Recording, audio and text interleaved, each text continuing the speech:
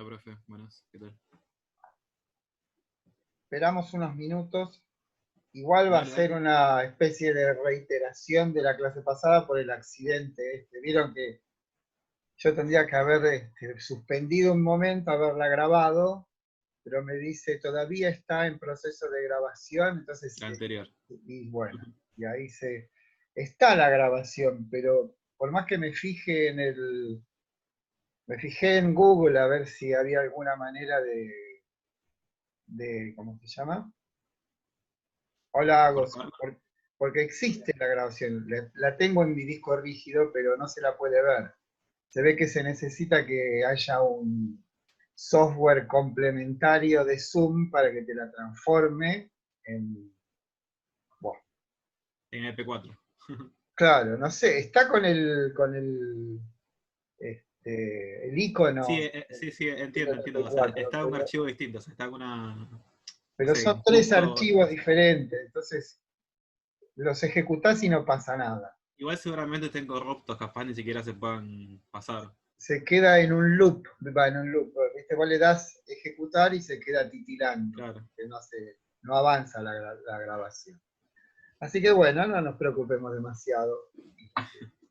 Hagamos de cuenta de que esa clase no fue. Aprovechemos. ¿Alguna pregunta? ¿Agos alguna pregunta? Hola, profe. No, por ahora no. Gracias. O sea, entendieron todo. Si no tienen preguntas es porque saben todo. No sabemos nada, pero... Saber tampoco. Entender sí. Lo que explicó entendemos, claro. ¿Qué diferencia hay entre saber y entender? Y... no sé, por ejemplo, matemáticas. Yo puedo entender un tema, pero no significa que lo sepa. O sea, saber de memoria tal fórmula, por ejemplo. Hola, Sofía. Hola, profe. Entender cómo se hace un ejercicio, pero no entender, o sea, no saber exactamente en el momento del examen cómo hacer esa fórmula, aplicarla, o sea, eso, ¿no? Buen día, Patricia. Estamos dirimiendo a ver, Sofía, qué diferencia hay entre entender y aprender. Y saber, ¿no? Y saber, perdón. O si lees un texto, capaz lo entendés, pero no te lo vas a saber de memoria. Claro, sí, exactamente. Como no tenés todos los detalles exactos entonces, ahí. ¿saber es poder saber reproducir algo? Más o menos, se podría decir, no sé, yo lo podría ver así. Bueno, lo dejaremos como tema abierto. Temprano para tanta filosofía. Vieron que en la historia de la filosofía esas palabras, según quien las diga, tienen un sentido y un valor diferente. Distinto. Por ejemplo, para Hegel, entendimiento es una forma menor de conocimiento. En cambio, para Kant, es la forma posible que tenemos nosotros los seres humanos, ¿no? Lo mismo que es sabiduría y conocimiento, por ahí no son lo mismo. Bueno, depende de cómo lo diga cada uno. Bien, al respecto yo le quería hacer una pregunta, profe. ¿Cómo no? ¿Vos, Sofía, preguntas? Todavía no. Bueno. Un minuto, Espere que tengo que encontrar la cita todavía. Dale. Ahora estás con el celular, veo. Sí. Se te ve mejor así. En la número 113. Sí. El pensamiento es común a todo. ¿A qué se refiere Heráclito con pensamiento? Con esas tenemos. A ver, déjame que la mire. Yo la había marcado. Bueno, para eso habría que referirse a la cita que es cuando Heráclito dice, no escuchándome a mí, sino al logos, ¿no?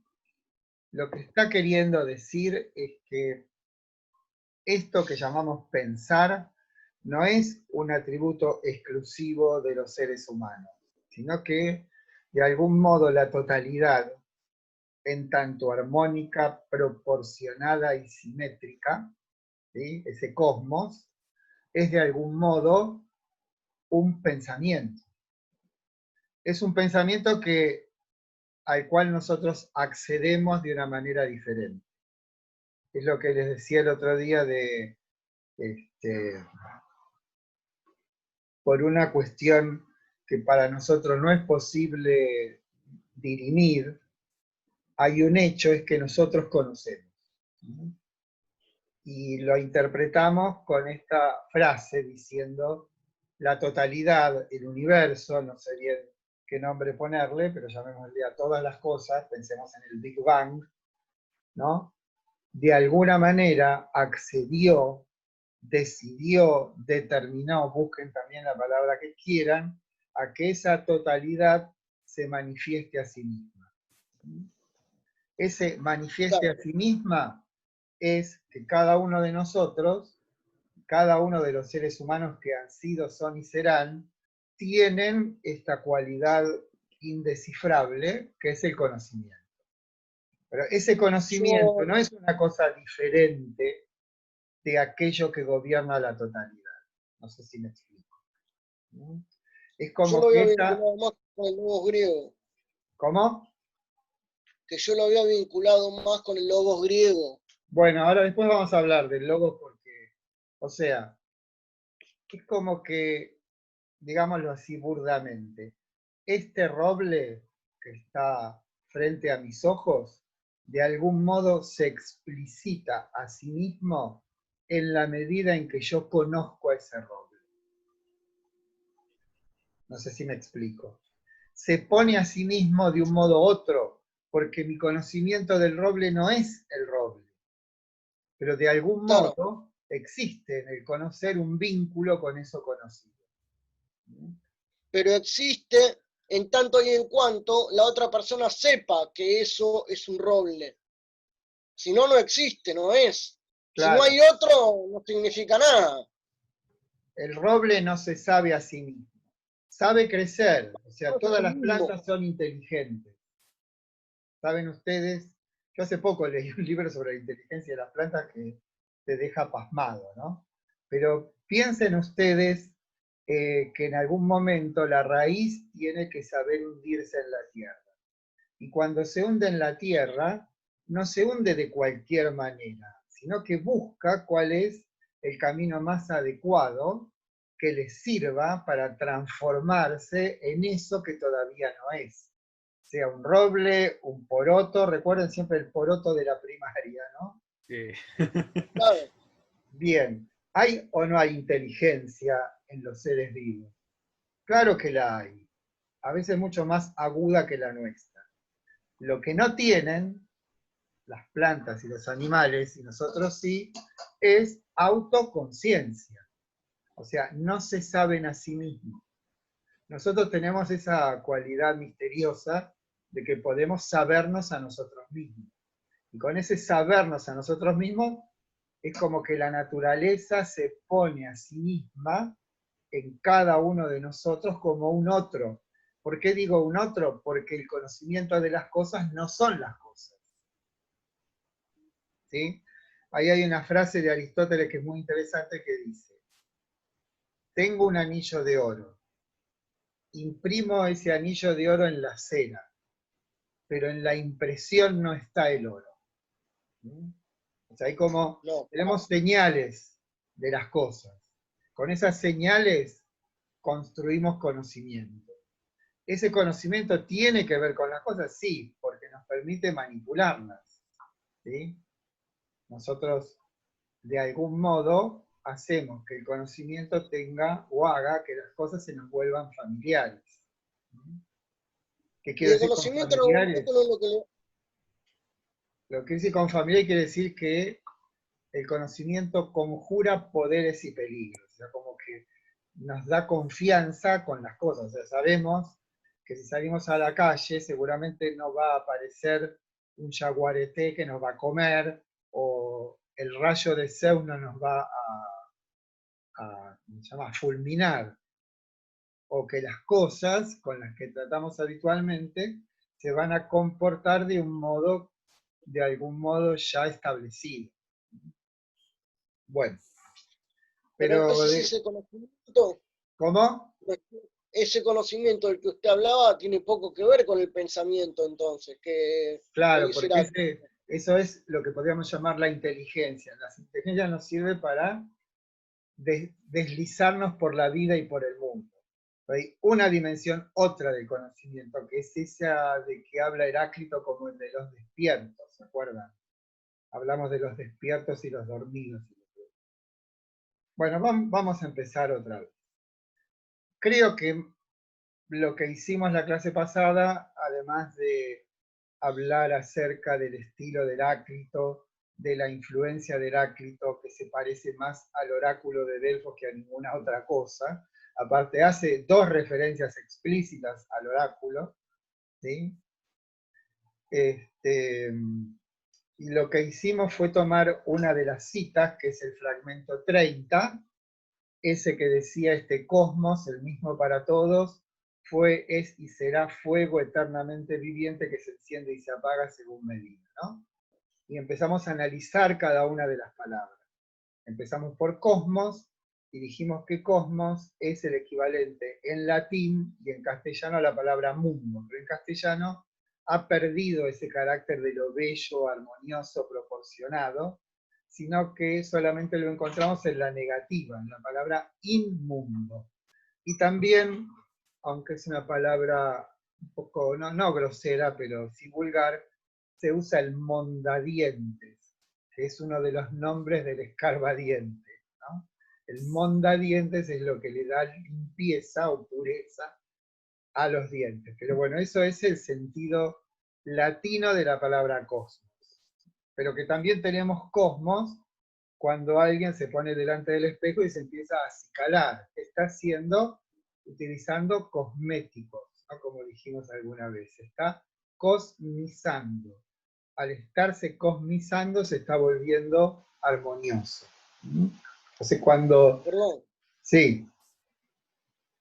Pero ese de ponerse frente al espejo es en algún punto verse a sí mismo, la única posibilidad que tiene de verse a sí mismo, para peinarse, arreglarse el bigote, lo Está que bien sea. esto, lo que quiero dar es simplemente el ejemplo de que quiere decir la palabra cosmos.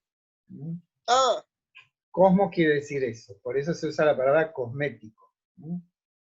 sí, sí. Después dijimos, el mismo para todos. Inmortales y mortales conviven en ese mismo mundo, ¿sí?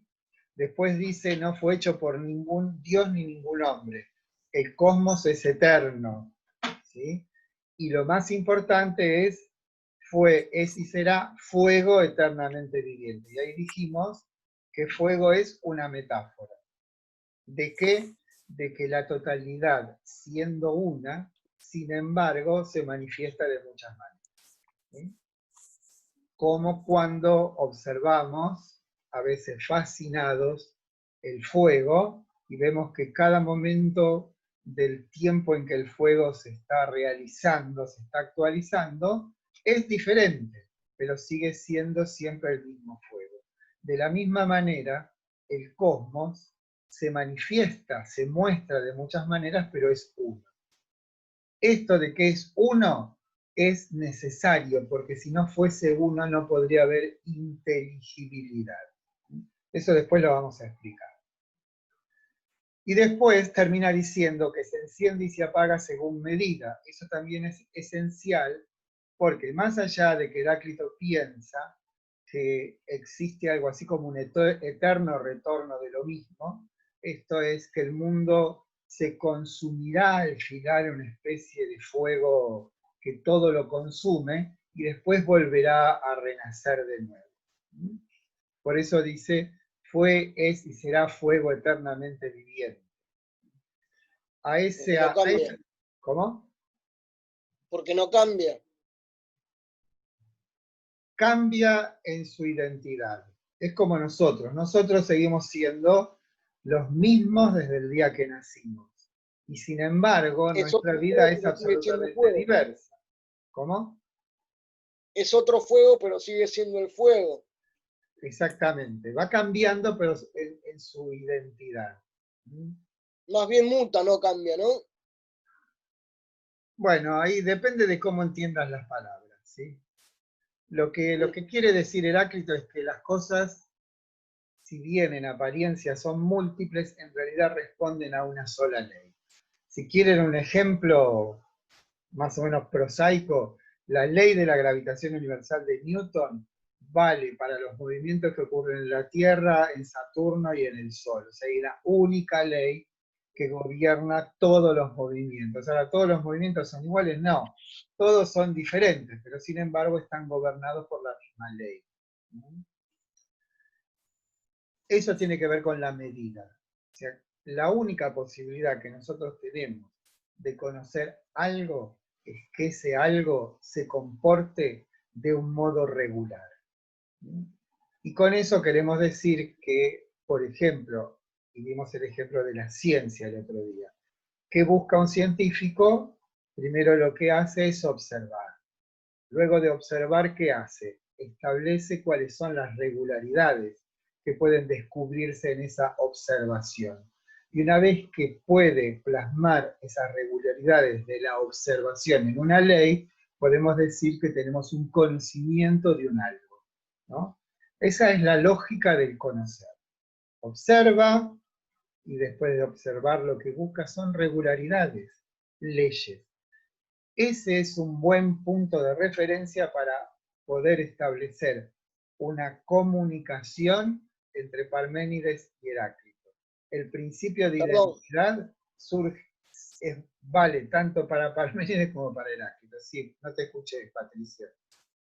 Sí, ¿esto cuánto tiene que ver con el diagnóstico? Bueno, es un ejemplo el que estoy dando.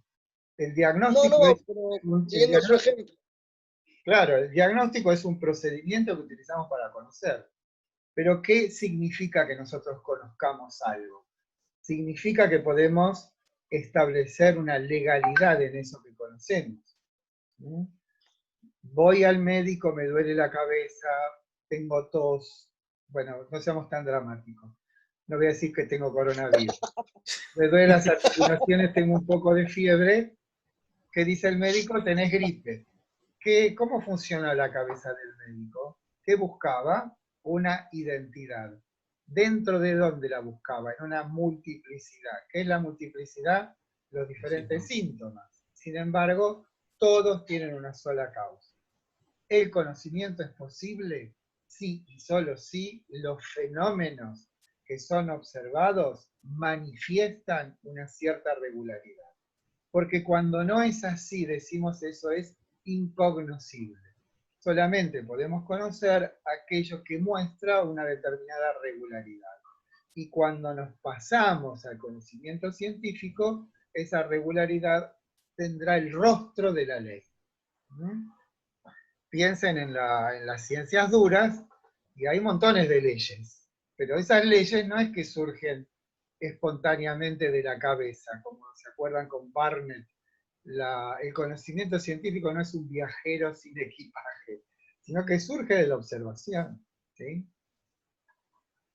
Bueno, estábamos entonces en que la medida, lo que dice en esa cita de Heráclito, hola Luz, es para que haya conocimiento tiene que haber una cierta regularidad. Esto es, el fuego que se enciende y se apaga no lo hace arbitrariamente, sino que lo hace según medida. ¿Me siguen, muchachos? Estamos. Muchaches, tengo que decir. Sí, sí. Bueno, después pasamos al tema de la metáfora, que es fundamental aquí.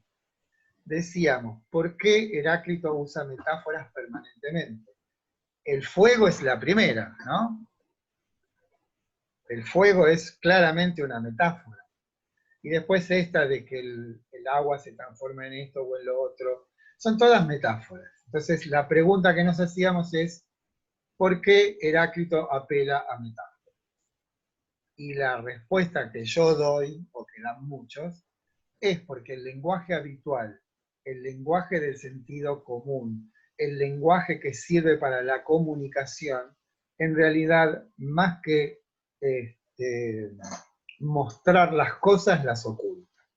¿Sí? O sea, cuando utilizamos el lenguaje meramente como un medio de comunicación, meramente como una articulación de conceptos extraídos de la experiencia común, bien, ahí lo que hacemos es tomar una decisión para que las cosas no se muestren.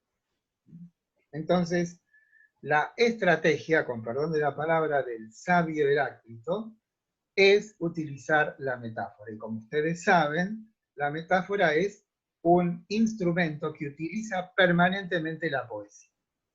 Y habíamos definido a no es un artilugio, a ese instrumento, no, tampoco es un instrumento, bueno, a esa decisión, digamos, del lenguaje en la poesía, llamado metáfora, y lo habíamos definido así: hacer que las cosas digan más que lo que dicen. ¿Se acuerdan? O sea, que de algún modo es un forzamiento no violento para que las cosas digan más.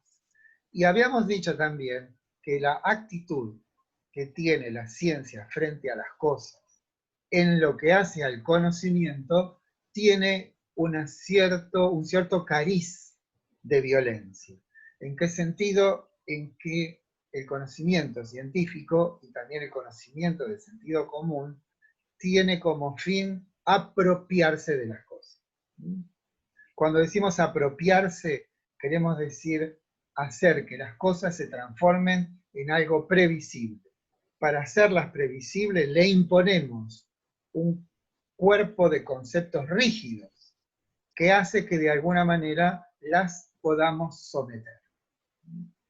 Y dijimos que por otra parte existe otra manera de acercarse a las cosas, y a esa manera la nombramos con el lenguaje poético.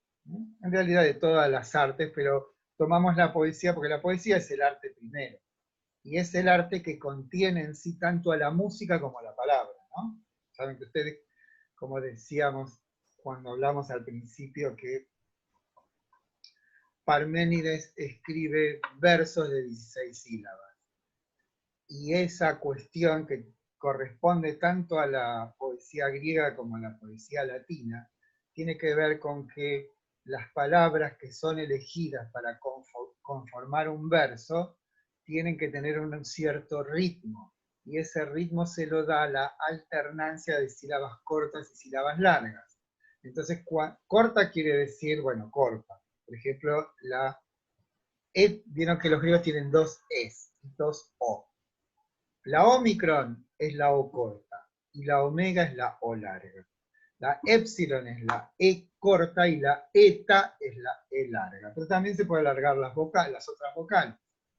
El resultado de ese arte de poder poner las palabras adecuadas en el sentido de la longitud de lo que decimos en las vocales, no en las consonantes. Las consonantes en general no tienen extensión, sí las vocales, ¿no?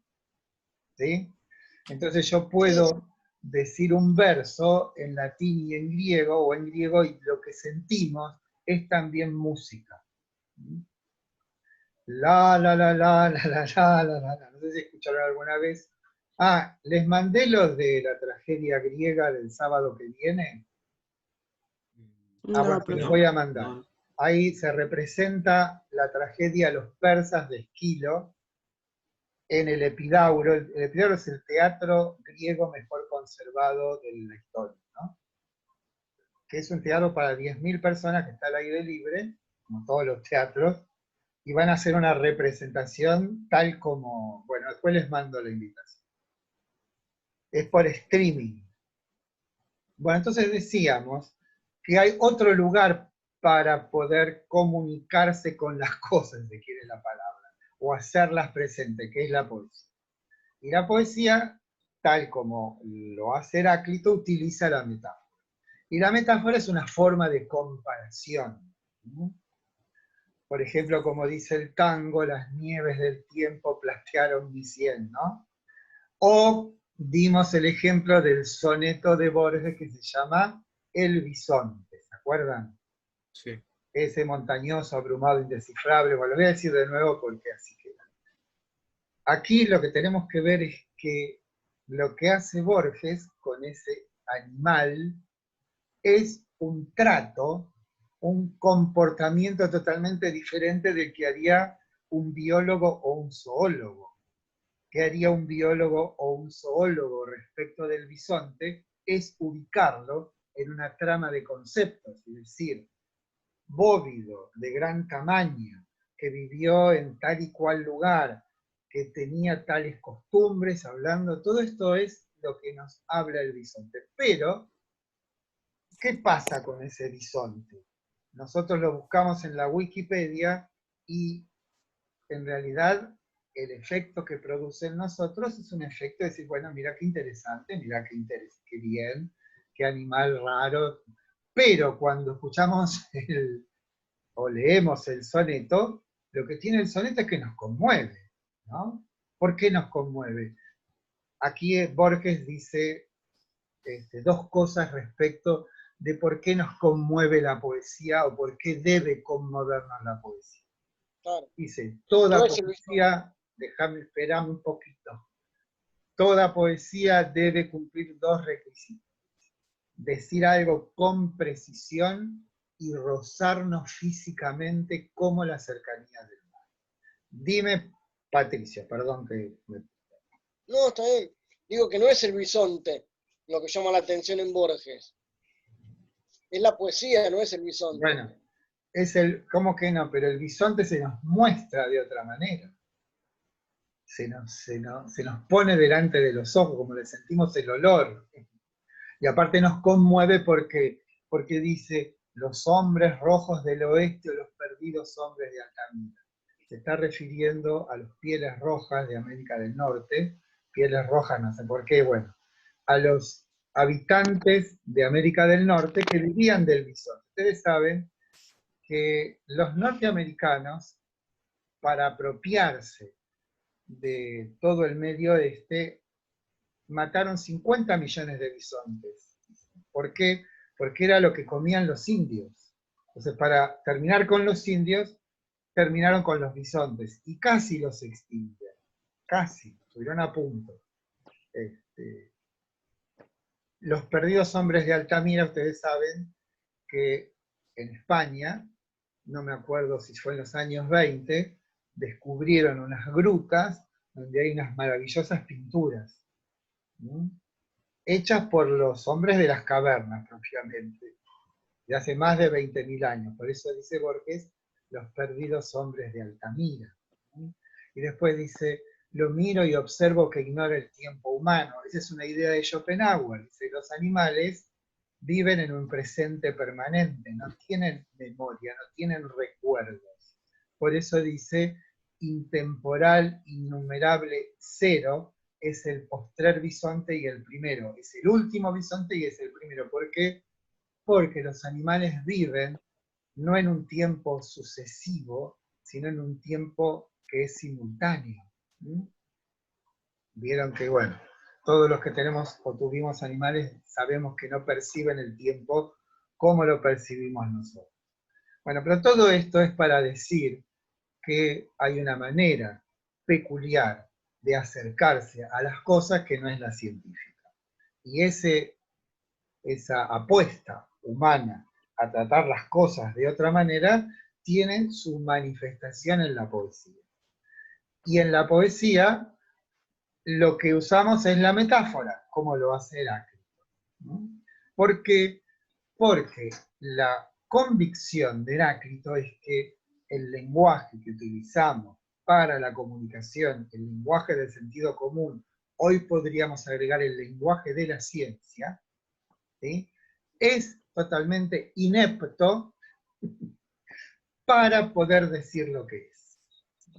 Lo que es la pretensión de Heráclito es decir lo que es. Y lo que es la totalidad de las cosas.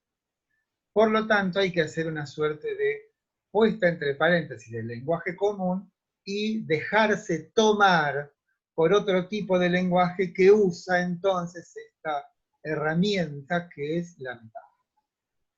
¿Estamos hasta ahí? Vamos. Sí, ¿Sí? profe. Sí, gracias. ¿Sí? Bueno. Agregamos entonces, si mal no recuerdo en la clase, que ya tenemos una suerte de visión de conjunto, como hicimos con Parménides. Bueno, ¿qué era el ser? Después vimos cómo se poblaba eso. Bien, tenemos entonces esta primera aproximación. Hay una totalidad que, como el fuego, se manifiesta de muchas maneras, pero que es una. Cuando decimos, o Heráclito dice, es una, eso es lo que habrá de garantizarnos a nosotros la posibilidad de la inteligibilidad. Esa inteligibilidad quiere decir la posibilidad de que eso pueda ser conocido. Bien. La unidad de la multiplicidad es, nos quedan 10 minutos, recordemos que empezamos todo de nuevo, pero nos vamos a esperar de que termine de grabar para no tener que hacer esta clase otra vez. Dale. Para entonces entender cuál es ese comportamiento de esa totalidad, Heráclito propone una noción que es la noción de los opuestos. Y eso está dicho en esa otra cita que dice, la guerra, padre y señor de todas las cosas, ¿no? Polemos pater panton. Dice, con qué fuerza suena eso en griego. Entonces, pasamos de una noción omniabarcadora dicha en la cita 30 a una explicitación. Esa explicitación va de la mano, por supuesto, de algo misterioso que dice, la guerra es el padre y señor de todas las cosas. Cuando decimos la guerra, no está Heráclito proponiendo una conducta belicista, sino que lo que está diciendo, y esa es otra metáfora claramente lo de la guerra, que el modo de manifestarse esa totalidad son los opuestos. La verdad de las cosas se manifiesta en opuestos. No cualquier opuesto. Él solamente habla de algunos. Dice, mortales inmortales, muerte, vida, sueño, vigilia. Entonces, ahí otra vez tenemos que empezar a utilizar la cabeza. Y cuando decimos muerte, vida, nosotros dimos un ejemplo y dijimos, todas y cada una de las células de los seres vivos que habitan por lo menos este planeta llamado la Tierra, tienen una única vocación, una única intención, que es la de mantenerse en tensión, porque la muerte es la distensión. Entonces nos preguntábamos, ¿está presente de un modo explícito la muerte en la vida? O sea, así como en la célula podemos determinar toda una serie de elementos que componen la célula. ¿Podemos encontrar a su opuesto dentro de la célula? Claramente no. No. Entonces, eso lo ejemplifica Heráclito con la otra cita que dice, armonía invisible mejor que la visible. ¿No? Y la otra, que es la naturaleza, physis, recuerden que naturaleza es physis, que no tiene mucho que ver con lo que se entiende en latín con la palabra naturaleza y lo que nosotros entendemos por naturaleza. Physis, philei cructesai, lo habíamos traducido como la physis da su favor al ocultarse. Entonces tenemos al ocultarse. Cructesai, cuando decimos críptico, cripta, encriptar, todo eso viene de la palabra, o bueno, críptico viene de la palabra cructesai, ese es el verbo, ¿no? Que quiere decir algo oculto, algo enigmático, algo misterioso, ¿no? De ahí viene la palabra también. Misterio hace referencia a la boca cerrada, ¿no? Al silencio. ¿Qué quiere decir esto con que da su favor al ocultarse? De la misma manera, entonces, que la célula viva contiene en sí a la muerte, ¿cómo la contiene? Porque es su opuesto, y no puede existir uno sin el otro. Cuando la célula muere, muere también la muerte de la célula. ¿Sí? Desaparecen los dos. ¿Y qué es la célula? Sino la manera mínima que tenemos nosotros de detectar lo viviente. ¿Y cuál es la nota relevante para poder decir esto es lo viviente? La tensión. La tensión y el cambio, ¿no? Cada célula, aunque sea de los seres unicelulares, tiene una función. Y esa función está de algún modo armónicamente establecida. Piensen las células cerebrales, las células musculares, las células epiteliales. En nuestro cuerpo cada una está en este momento preciso tratando de hacer su función y tratando de no morir. ¿Sí? ¿Me explico o no? Sí, sí. ¿Sí, Natalia? Sí, sí. ¿Sí? Bueno, entonces ahí tienen ustedes una de las maneras que tenemos de hundirnos en esa totalidad de que habla Heráclito. Es a través de esta noción de los opuestos, ¿no? El otro opuesto, que resulta ser mucho más, no tan dramático como muerte-vida, es dormidos y despiertos. ¿Quiénes son los despiertos? Los despiertos son aquellos que de algún modo, asombradamente o con asombro, se dan cuenta de que están viviendo, de que estamos viviendo. O sea, como diciendo, esto de estar vivo es algo asombroso. ¿Saben ustedes que la filosofía, y esto tenemos los testimonios de Platón y Aristóteles, nada menos, ambos coinciden en que la filosofía nace del asombro. La palabra asombro en griego suena mucho más misteriosa, es saumatzein, ¿no? Eso quiere decir asombro. ¿Qué es lo asombroso? Y lo asombroso es, de hecho, que algo exista. Si hay algo asombroso, es eso. Algo existe. Y algo que existe que podría no ser.